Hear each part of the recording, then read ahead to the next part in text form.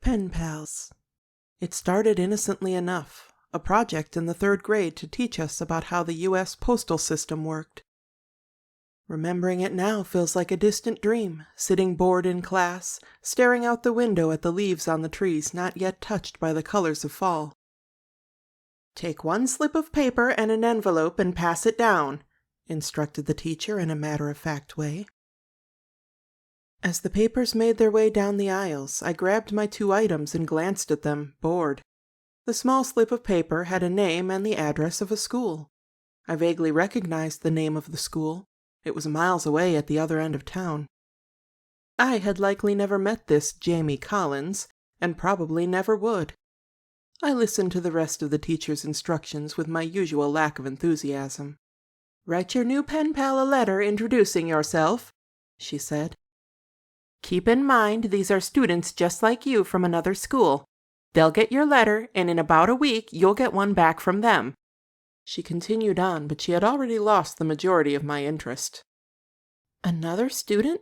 Someone I don't even know will read this? I don't know anything about them. What do I even say? I addressed the envelope as instructed, then sat staring at the blank sheet of paper. "Just say what you might say to a new friend," was the teacher's advice. I rolled my eyes as I remembered that. Do adults even know how to make friends? At every family gathering or birthday party I went to, my parents shoved me toward the other kids and just expected us to become instant friends. But if I didn't already know the other kids, it was hard to become friends. I didn't even have any real friends I saw outside of school. I grumbled and began to write. "Dear Jamie, my name is Pat. I am 8 years old. I have a big brother and a little sister. Do you have brothers or sisters? Your friend, Pat Clark." I cringed a little at the "your friend" bit, but I couldn't think of how else to end it. Folding the paper and putting it in the envelope, I handed it off to the teacher and dug a book out of my backpack. I thought no more about the assignment, losing myself in the world of fantasy and adventure. The next week, our letters arrived as promised. I had mostly forgotten about my new mail-order friend, as my brother teasingly called Jamie. He too had done the pen pal project in 3rd grade, and once he was no longer required to write, he didn't. I felt I would likely do the same. I went and grabbed my letter when my name was called. Returning to my desk, I opened it. "Dear Pat, I am 8 years old too, but on November 15th I will be 9. I am excited for my birthday. When is yours? Do you like video games? I do. If you do, what's your favorite one? Your friend, Jamie Collins. P.S. I hope we can be friends for real one day." I read the letter once, then twice, then set the letter gently down on my desk. What a weirdo, I thought, but even as the thought formed, I smiled as I settled in to write my reply. Dear Jamie, my birthday is also next month, November 17th. That's kind of cool that we have birthdays that are so close. I guess I like video games. I haven't played that many, so I can't really say what my favorite one is. I like to read. Do you? I paused as I read the postscript again. We probably weren't going to just run into each other if Jamie's school really was on the other side of town. That was way too far to ride a bike to. My parents would have to drive me, and I had no idea if they would even drive me to meet someone I had never met. Still, I would like to be friends too. I signed the letter, folding it carefully and putting it in the envelope. I wasn't sure why, but I felt a warm sensation in my chest at the thought of my new friend. The weeks passed, and with every letter sent, we learned more and more about each other. We actually seemed to agree on a lot of things, and before I knew it, I began to look forward to letters from my friend Jamie. The week before our birthday, I was surprised to open the envelope and find an extra sheet of paper in it. On the paper was a drawing of a dog with a birthday hat on and a streamer behind it that said Happy Birthday. I thought it was really cute and made sure to say so in my letter. Quickly I scrambled through my backpack, searching for a gift in return. I couldn't draw anything as cute as what Jamie had drawn. I found a pack of stickers and, smiling, I included those in the letter. Then one day came the terrible news. The Pen Pal project was coming to an end. The other students heaved a sigh of relief, but I quietly mourned. I had grown very attached to my new friend. I didn't want to stop talking to Jamie. Along with our last letter, we were also getting a picture of the entire class our pen pals were part of and sending one out in return. The rest of the students looked at the picture disinterestedly, but I gazed at each of the faces, wondering which one was my friend. I didn't even know if Jamie was a boy or a girl. It had never occurred to me to ask, weird as that sounds. But it really didn't matter to me. I liked Jamie. They were funny and nice, and most importantly, my friend. I settled in to read Jamie's letter to me. Dear Pat, I'm really sad that this project is ending. I'm going to miss talking to you. I will write my home address at the bottom of the page, so if you still want to be my friend, you can write to me there. I really hope you'll still be my friend. Your friend, Jamie Collins. P.S. Did you get the picture? I am the one sitting on the ground on the end of the front row farthest from the teacher. P.P.S. I really hope you'll still write to me. I wandered up to the front of the room to look at the picture again now that I knew which one was Jamie. Short, light brown hair, brown eyes, and a huge fun-loving smile. I still couldn't tell if Jamie was a boy or a girl, but it didn't matter. This was the friend I had gotten to know all the same. I hurried back to my desk to pen the reply. Dear Jamie, in our picture, I am the one standing in the back row with the red shirt and black glasses. Thank you for giving me your address because I definitely want to keep writing to you. You're funny and smart and fun. I'm looking forward to being your friend for a long time. I will write my address at the bottom of the page, too. Your friend, Pat Clark. P.S. You're my best friend. Feeling buoyed by the fact that our friendship would continue via letter, I turned in my last letter for the pen pal assignment and returned to my desk, daydreaming of when I might get my first letter at home. Perhaps I would send one tonight. We continued writing letters to each other all through the year and well into the next school year. Not a week went by without sending or receiving a letter, or even two. Eventually, we even began to talk on the phone.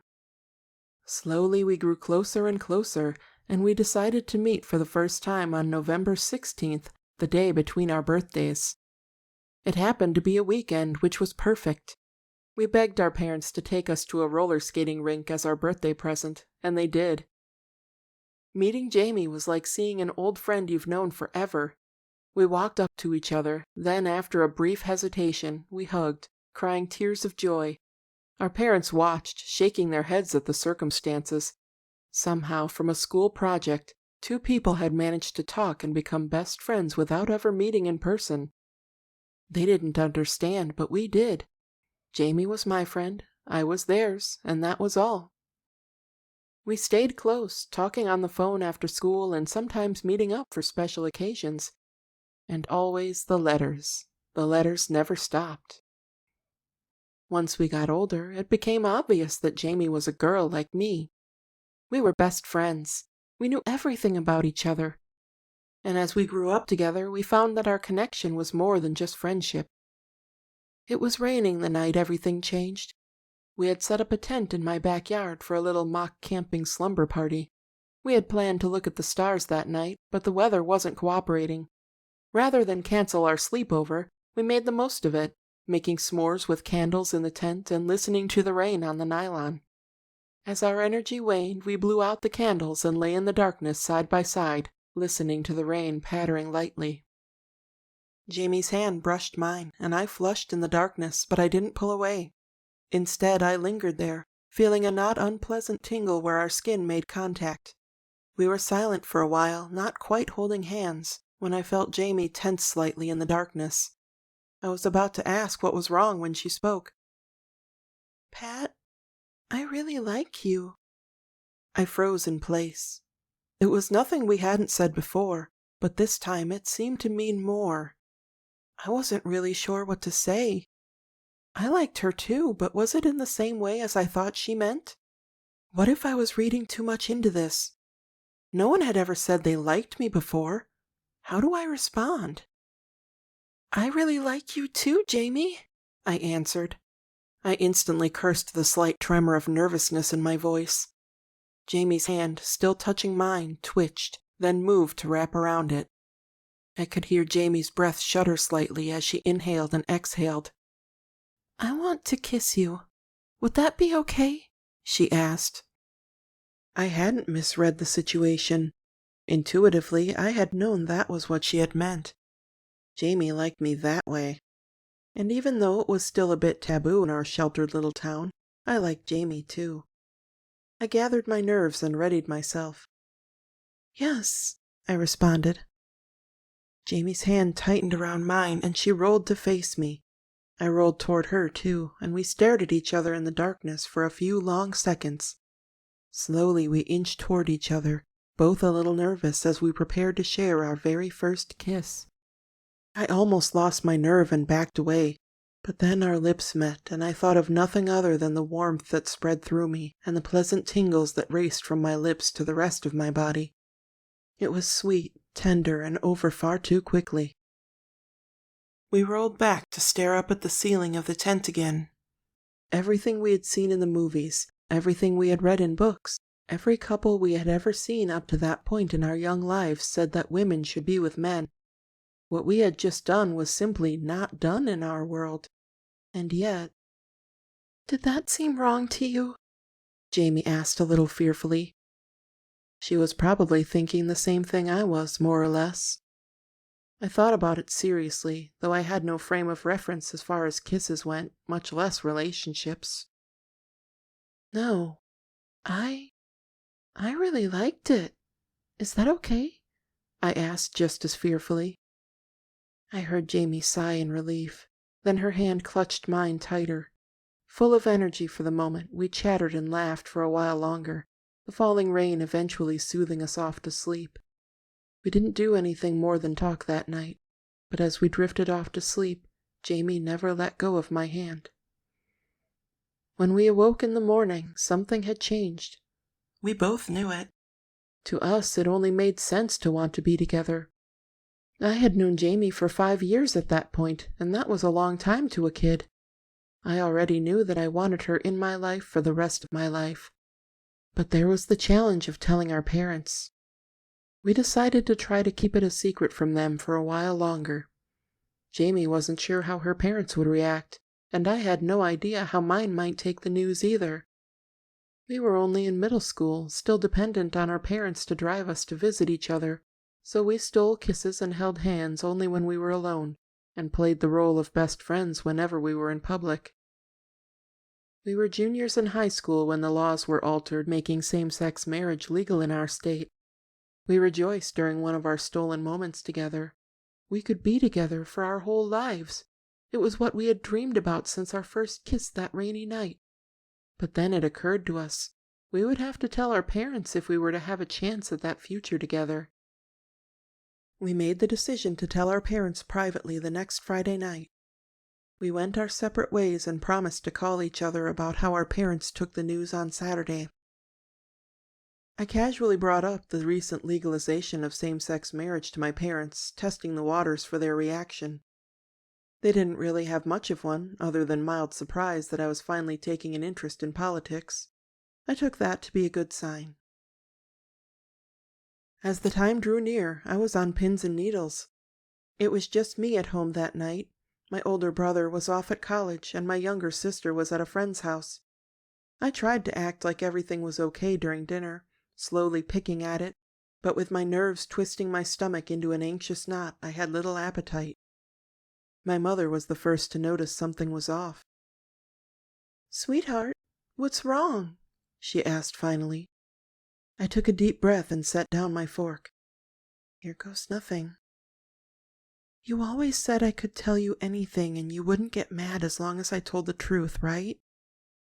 I wasn't so much seeking confirmation as I was seeking comfort at that moment. My parents and I had always gotten along, but I felt more disconnected from them than ever in that moment, and I was terrified. Both of them stilled as they looked at each other, and then back at me. Their full attention almost made me back down, but I was already teetering on the edge. "Whatever it is, we won't get mad," It'll be okay. Just tell us, my mom said gently, reaching for my hand when I still didn't say anything. I swallowed hard and looked her in the eyes, gripping her hand tightly. Please, don't hate me. Don't leave me. I drew in one more deep breath and began. Mom, Dad, I really like Jamie, I said shakily.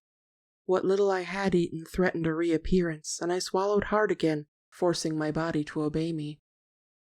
They didn't respond at first, looking at each other for a clue what to do, what to say. My mom didn't let go of my hand, and I was grateful, because right now it was my lifeline.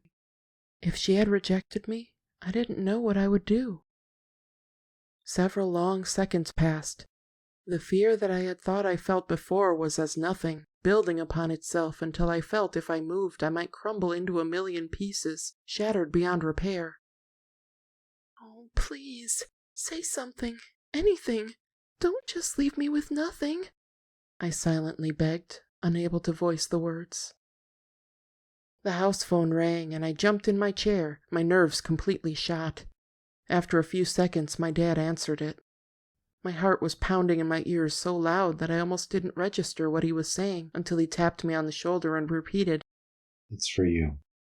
Knowing it was probably Jamie, since no one else ever called me, I answered, stepping away from the table into the corner of the room. My parents leaned together, whispering to one another quietly. My stomach twisted as I wondered what they might be saying. Hey, this is kind of a bad time. I trailed off as I heard her sniffle. What's wrong?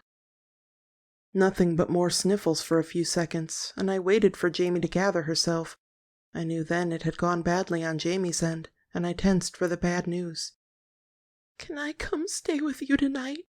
Came the tiny broken voice of my once secret first love. I blinked away tears. I still had my own drama to work through, but if Jamie needed help, I would be there for her. I turned to my parents, who were still whispering back and forth, keeping one eye on me. Brave now that it was for Jamie's sake, I asked if she could come over. They looked at each other, then at me, and nodded. Piling into the car to go pick Jamie up, my parents finally began to talk to me. Look, your mom and I love you, okay? That hasn't changed and will never change. My dad began. It was the first thing he had said to me of any importance since I had told them I liked Jamie. I didn't fully relax, though. His tone told me he wasn't done. As parents, we want what's best for you. When you and your siblings were born, we saw nothing but potential in you. You were precious to us. With you, we brought something beautiful and rare into this world, and you were ours to protect. You understand? He asked. Yes, I responded. He was rambling, but I knew he would make his point eventually, even if it was torture waiting for him to get to it. But now you're almost grown up, and your world is expanded. You have more people in your life besides your family, and we can't protect you from all of it. We want to, but as parents, we have to let go at some point and let you make your own decisions. He sighed heavily and reached one hand into the back seat towards me awkwardly. I grabbed his hand and he gave mine a quick squeeze of reassurance before pulling away to put his hand back on the wheel. Look, we trust you. You're a smart young woman, and we like Jamie. What I'm saying is, Jamie can stay over if she needs to, but in the interest of fairness, we're going to insist you follow the same rules as your siblings for dating, okay? No more closed doors in bedrooms, no over-the-top PDA in front of the rest of us. And if we go on vacation with Jamie, don't expect to be sharing a bed then either. I laughed awkwardly in embarrassment and relief. I couldn't contain it anymore, and I started to cry, big tears, my tension pouring out of me. By the time we reached Jamie's house and picked her up, we were both sobbing and holding each other in the back seat. Jamie was not so lucky as me. They told me to get out, that if I was gay, that I was no daughter of theirs, Jamie whimpered when she could finally talk. She curled in on herself tightly, breath hitching. What am I going to do? Without hesitation, my parents explained that they would take her in, and the new rules of the house. They didn't care if Jamie was gay. They only saw a scared kid in trouble and did all they could to help. I loved them so much for that. Jamie and I stayed together all the way through college as well, and the day after graduation, we were married. Jamie's parents didn't attend, but it was all right. We knew better than to hope they might be there. They had stubbornly stuck to their guns in abandoning their only child, and even though I told Jamie it was their loss, I knew it still hurt. My parents loved Jamie like one of their own and made sure to show it at every turn. Thinking about it now, years later, I understand that words and actions are powerful things. Love can sprout from words alone, but it took a hand reaching out in the darkness and a few whispered words from the heart to change everything for us.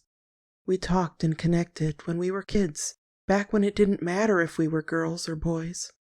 We were just people. Love is love, no matter what.